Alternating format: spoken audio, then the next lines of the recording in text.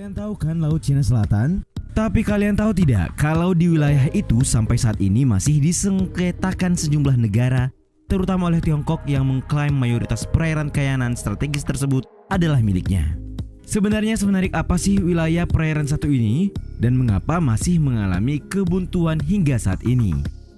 Nah, Laut Cina Selatan atau dikenal pula sebagai Laut Tiongkok Selatan merupakan laut tepi yang jadi bagian Samudra Pasifik, membentang dari Selat Karimata dan Selat Malaka hingga Selat Taiwan yang punya luas sekitar 3,5 juta kilometer persegi atau 1,4 juta mil.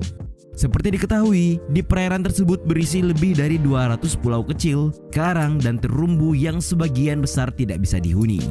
Menurut Limits of Oceans and Seas edisi ketiga yang dirilis International Hydrographic Organization atau IHO pada tahun 1953, Laut Cina Selatan terletak di sebelah selatan Tiongkok, timur Vietnam, sebelah barat Filipina, sebelah timur Semenanjung Malaya dan Sumatera, hingga di sebelah barat, serta sebelah utara Kepulauan Bangka Belitung dan Kalimantan. Namun yang menarik, menurut draft tak resmi edisi keempat IHO pada tahun 1986, diusulkan pembentukan Laut Natuna sehingga batas selatan perairan ini dipindahkan ke utara, dari sebelah utara Kepulauan Bangka Belitung ke sebelah utara dan timur Laut Kepulauan Natuna. Klaim Tiongkok. Perlu kalian ketahui, persoalan yang terjadi di Laut Cina Selatan disebut-sebut sengketa terpanas di abad ke-21 ini.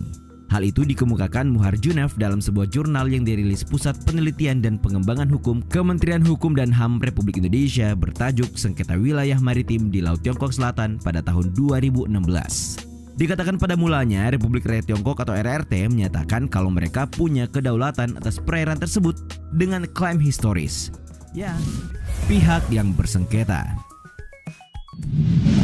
Meski Tiongkok yang secara sepihak mengeluarkan peta yang merinci kedaulatannya atas Laut Cina Selatan, Perserikatan Bangsa-Bangsa atau PBB dalam laporan Kompas TV pada Januari 2020 lalu mengatakan tidak mengakui klaim tersebut. Diketahui dasar penolakan PBB tidak lain lantaran tidak sesuai dengan ketentuan Zona Ekonomi Eksklusif atau ZEE yang disepakati dalam United Nations Convention on the Law of the Sea atau UNCLOS di bawah PBB pada tahun 1982.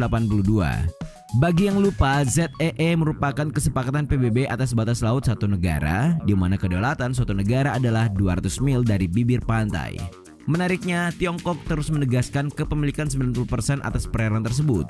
Bahkan dengan tegas mengklaim bahwa di bawah hukum internasional, militer asing tidak dapat melakukan pengumpulan intelijen meliputi penerbangan pengintaian di ZEE.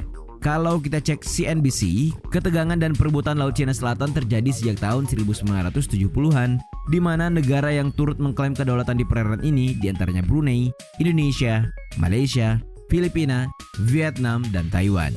Wilayah perairan Laut Cina Selatan juga kabarnya menyimpan sumber daya yang sangat melimpah. Hal itulah yang kemudian membuat Tiongkok dan negara-negara di sekitar kawasan Laut Cina Selatan berebutan.